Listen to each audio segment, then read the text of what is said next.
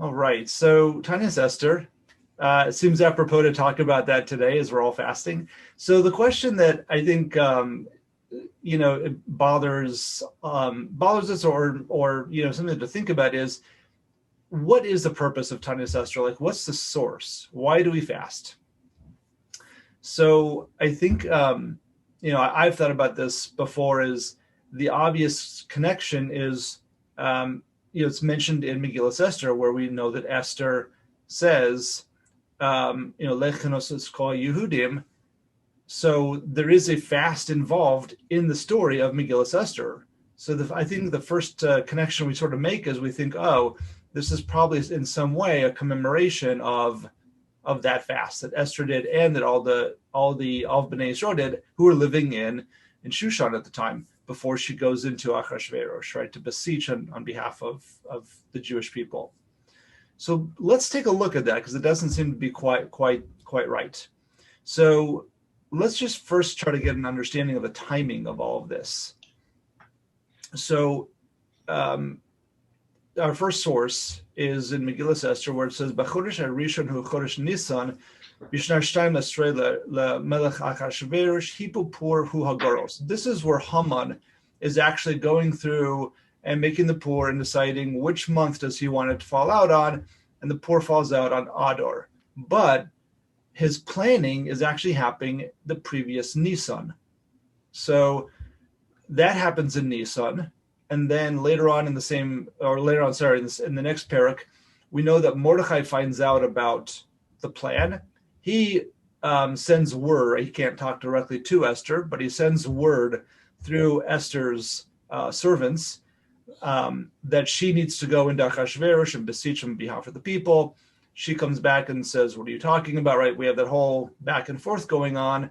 Until finally she says in Parak Dalet, "Lech kenosos kol Yehudim hanimtzim b'Shushan v'tzumu alai," right? You go and fast, get all the Jews together and fast, and I will also fast for 3 days. Shloshos yamim, laila v'yom. Okay, so when does that happen? Well, that seems like it's happening right away after Haman makes his pur. So that seems like it's in the Nisan time frame. Let's verify that, though. There's a medrash in Esther Rabbah that says, "But Tomer Esther lahashiv el Mordechai." So again, this is that back and forth discussion. So Amra lo, she says to him, "Lech kenosos kol haYehudim animse mishusha v'tzumu alai v'al tochlu v'al tishtu shloshos yamim." Okay, that's a quote directly from Esther. So what days were those? Elu hein Yud Gimel v'Yudalid v'Tazvav b'Nisan. So this is happening in the middle of Nisan. Shalach la, now this is just sort of an interesting side note. Shalach la b'hari b'ham yom rishon shel Pesach. He responds back to her, "Wait a second here. You want us to be fasting on the first of Pesach? What about Seder? How are we going to eat? How are we going to do the whole Seder? We have a mitzvah of achilas matzah. That's deraisa. What are we doing here?" Amra lo zakin should be Yisrael. Lama hu Pesach. You have to have Jews to have Pesach. She answers back, you have to have Jews to have Pesach, right? Well, if we don't do this, if we are not successful, we face annihilation. So miyad shama Mordechai v'hoda ledvareha. So right away he agrees. Hadahud dichsiv vayavar Mordechai v'yasko chasher tziv sa'alav Esther. What does it mean vayavar Mordechai? That's what the pasuk says. And there's a sort of an allusion in the pasuk in Esther that they're over on achilas matzah. That at least at that time, this is after the destruction of the first Beis Hamikdash, so they don't have korban Pesach, but still they have achilas matzah just like we do today, at least on a deraisa level. So here the Medrash is telling us when were they actually those 3 days that they were fasting was actually the beginning of Pesach. Okay. So our question comes back, right? Hadra Kursha Leduchta. When, what's the commemoration? Why are we fasting? It certainly wasn't because that's when Esther and all of the Jews in Shushan were fasting, because that happened in Nisan. Okay. I'm going to jump down. That medrash is a long piece. So let's try and find another place where we can understand where, what the purpose of the fast is. Why do we fast? So if we go to Shulchan Aruch in Hilchos Megillah, we find out about Taanis Esther. And just again, as an aside, what's interesting is that in Shulchan Aruch, the Taanis of Esther is not put together with all the other Hilchos Taanis, right? There's an earlier siman in Shulchan Aruch that goes through all the halachos of a public Taanis, including Asar B'Teves and Yud Zayin B'Tammuz and Tisha B'Av, and there's a whole section on Tisha B'Av. But Taanis Esther is not found in that siman. Taanis Esther is found in the siman, or the simanim that are nageya to Megillah. So over there, the Mechaber Paskins, he says Misanim b'Yud Gimel ba'Adar. So here we have the Taanis Esther is on Yud Gimel Adar. V'imcha Purim be'Echad b'Shabbos. But if Purim falls out on Sunday, then Makdimim li'Sanos b'Yom Chamishi. Then we bring the fast back, and we do it on Thursday before. Haga u'v'Taanis zeh eino chova l'chein yishlaha kelbo, etc. So it's interesting also the Ramah seems to be saying that as opposed to other public fasts, this one isn't quite to the same level. It's not quite the same chiyuv that we have by other fasts. So let's take a look at the Mishnah Berurah right there on the spot. He says on the Divra Mascha Bisanim b'Yud Gimel ba'Adar, he says Ki b'yemei Mordechai ve'Esther nikalu b'Yom Yud Gimel ba'Adar l'hilochem v'la'amod al nafsham. Right, this was the time. So when we go all the way back, so the Pur happened in Nisan. The actual Gezerah is supposed to take place in Adar. Now, by this time, Esther and Mordechai have already been able to have Achashverosh agree to a new Gezerah that the Jews are able to stand up for themselves and fight. But they know that they're about to go into a fight because there are going to be those who are still on Haman's side who are going to try and fight and kill as many Jews as they can across the 127 provinces. So as a result, the Mishnah Berurah, the Chavetz Chaim, tells us that on the day before in Yud Gimel ba'Adar, so that's when they were preparing. And what did they do?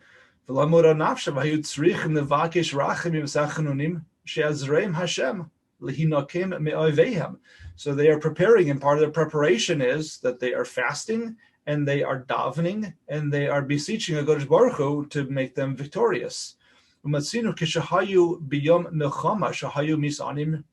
This is something that is a very Jewish reaction, he says, to war. Anytime we know that we are about to go into war, we have a fast day. Shekein Amru Chazal, Shemoshe Rabbeinu Olav Hashalom, B'yom Shenilcham im Amalek, Hayimisana, that when the first time Amalek attacks, that's what Moshe Rabbeinu is doing.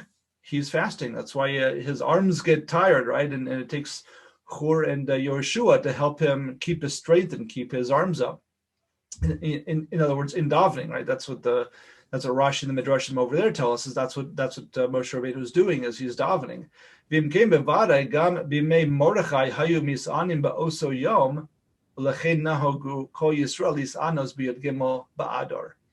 So clearly over there, Mordechai and everybody else is going to be fasting in Shushan, and therefore the minhag has become that we also fast on Yud Gimel ba'Adar. V'nikra Taanis Esther, we call it Taanis Esther, kedei lizkor she'aseh mizbarach roa v'shomea kol ish be'es tzaraso ka'asher yisana, that we remember it as Taanis Esther because anytime that we beseech Hashem Yisbarach, and he sees and he listens to what we're saying, anybody who's in a moment of crisis, HaKadosh Baruch Hu remembers us, and we think about it in terms of Esther because she was certainly the one, the specific person who was in crisis. She was the one who had to first, start the whole process by going in front of Achashverosh and taking her life in her own hands. So Hashem b'chol levavo kamo she'asa b'yamim hahem, and this also what we should be doing during our fast is we should be thinking about tshuva with all of our heart, just like with what they did back in their time. All right, so that's the Chavetz Chaim. So again, what he's explaining is that there's an idea of a fast, and it comes before we are taking on something where we're going to be in mortal danger. We fast and we increase our davening, and we cry out to Hashem in order that we'll be victorious. So the question, the thing we can still ask is, how does that connect back to today? I mean, at the end of the day, they were victorious. That danger and that situation was overcome to the extent that only a generation or so later they were able to rebuild the second Beis Hamikdash. So how does that relate to us today? And when we think about all the other public fast days, there's something that still connects us to them. Right? All the other public fast days are really all about the different stages in the destruction of the second Beis Hamikdash, which is still is in ruins today. Therefore, we still have that connection, right? We can still connect to the idea that we're still fasting today because the third Beis Hamikdash has not been built. So how do we understand? And I guess we can see from the end of the Mishnah Berurah that he is telling us that it does connect to us, that we should also be doing tshuva at this point.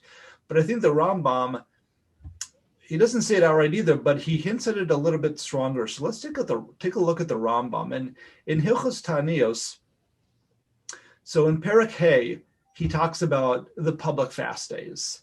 And as opposed to the Shulchan Aruch, he does bring them all together. He starts by, we'll just skip to the second halacha in the Perek, and he says ve'elu hein yom shlishi b'trishrei shebo nerag Gedalia ben Achikom. So he starts by talking about Tzom Gedalia, and then he talks about B'Tisha B'Av v'chamisha dvarim iru bo. I'm sorry, in the same I skipped. In the same halacha, he talks about Asira B'Teves Samach Melech Bava Nebuchadnezzar Rasha Yerushalayim Yevia B'Matzur Matzot V'Yitzayim B'Tamuz Chamisha Dvarim Iru. So he talks about all the different things that are happening, and then he gets into Tisha B'Av. V'Arba Yemei Tzamos Ha'elu Harehen B'Forshim B'Kabbalah Tzom Haravi V'Tzom Hachamishi Tzom Haravi. So there's a pasuk that he brings down from Zechariah that talks about these four tzomos, right? Those are the ones that are all, again, connected to the destruction of the Beis Hamikdash.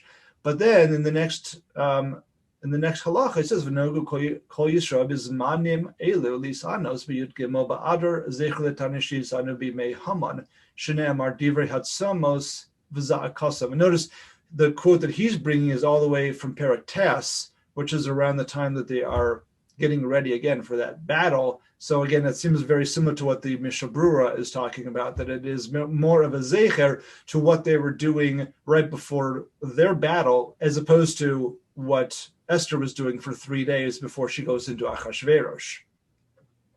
So the Rambam is connecting this, Taanis Esther to the other public fasts, much more so than the Shulchan Aruch does. And let's just jump back up to the top, to where he introduces the idea of these public fasts. And he says, Yesh sham yamim shekol Yisrael misanim bahem mipnei hatzaros she'eru bahem kedei la'orer halavavos liftoch darchei tshuva. Why are we fasting on these days when there were tzaros that happened, some of these we're talking about thousands of years ago. We do it because we want to awaken in ourselves the ways of tshuva. He has a zikaron lema'asenu haroim u'maaseh avosenu. And he says that this isn't just the maaseh avosenu. He starts by saying it's a zikaron lema'asenu, our own deeds today. We need to realize that our deeds today aren't necessarily all that much better than those of our forefathers that came before us. The tzaros continue to come to us. Either they haven't ended because we haven't built the third Beis Hamikdash, or they're continuing to happen to us in other manifestations. And I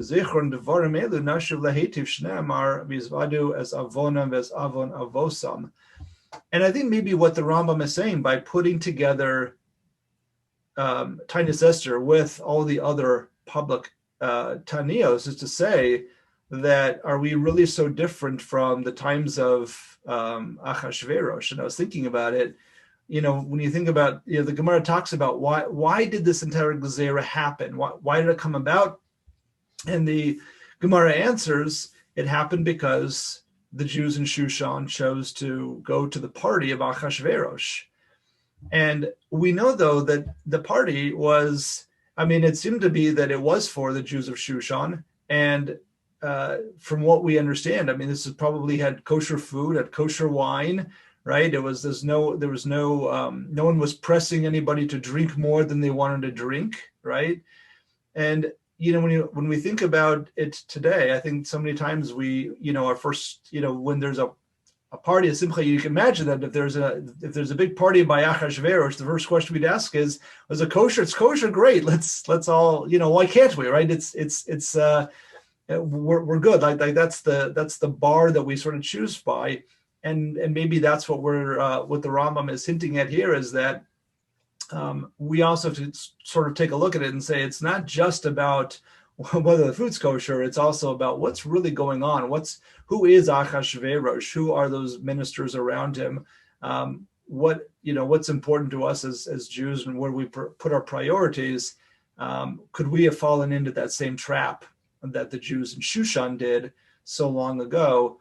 And that's really what we're doing tshuva about today, is thinking about those same things and saying, how would we react? Would we react differently? How should we be putting our priorities? So that is the Rambam. I think that's what he's trying to tell us in all these public fasts, is that's what we should be thinking about today.